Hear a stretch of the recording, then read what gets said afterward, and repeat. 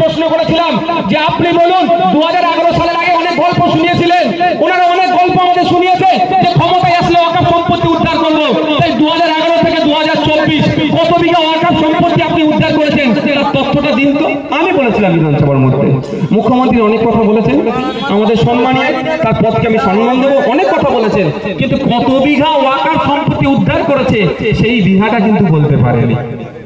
আর RTI বলছে পশ্চিম বাংলায় যে ওয়াকফ সম্পত্তি আছে এখনো প্রায় ৭৬,০০০ বিঘার উপরে সম্পত্তি বেহাত হয়ে আছে।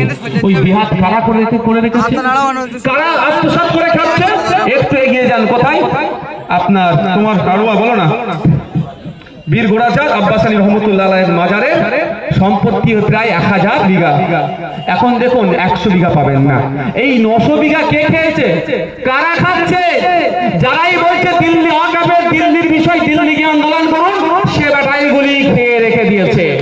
কারণ সে ভালো করে জানে যে এই কেন্দ্র সরকারের আইনটা আমরা প্রত্যাহার করাবো, মাঠে ময়দানে আন্দোলন করে শান্তিপূর্ণ গণতান্ত্রিক প্রক্রিয়া আন্দোলন করবো আমরা, এবং আইনি লড়াই সুপ্রিম কোর্টে লড়ে এই আইনটা প্রত্যাহারের সাথে সাথে যেভাবে এই সম্পত্তিগুলো লুটে খাচ্ছে সেইগুলো প্রত্যেকটা আমরা পার করবো।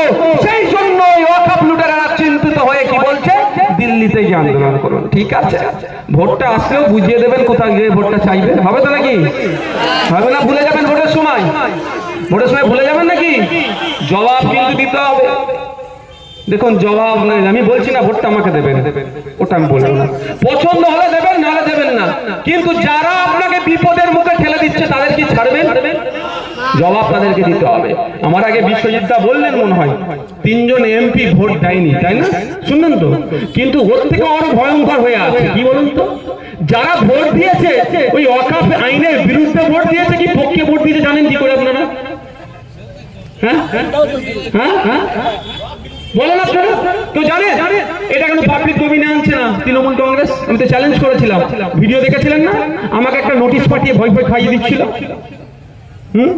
ভয় খাইয়ে দিচ্ছিল না? আমি একদিন পরে উত্তর দিয়েছি, আমি যারা যারা লাফাচ্ছে লাফা, আমার তৃণমূলের আমার সমবয়স্ক বন্ধুরা খুব লাফাচ্ছে, এবার অবস্থা থেকে সাইজ হয়ে যাবে কই। আমি উত্তর দিয়েছি কোর্ট থেকে আসুক না দেখি, আইনের চড় মেরে গাল ফুলিয়ে পাঠিয়ে দেবো বাড়িতে। আমি সংবিধান বিরোধী, আইনের বিরুদ্ধে, আইন অর্থাৎ আইন মানে আইনকে ভায়োলেট করে আমি কোনো কথা বলিনি।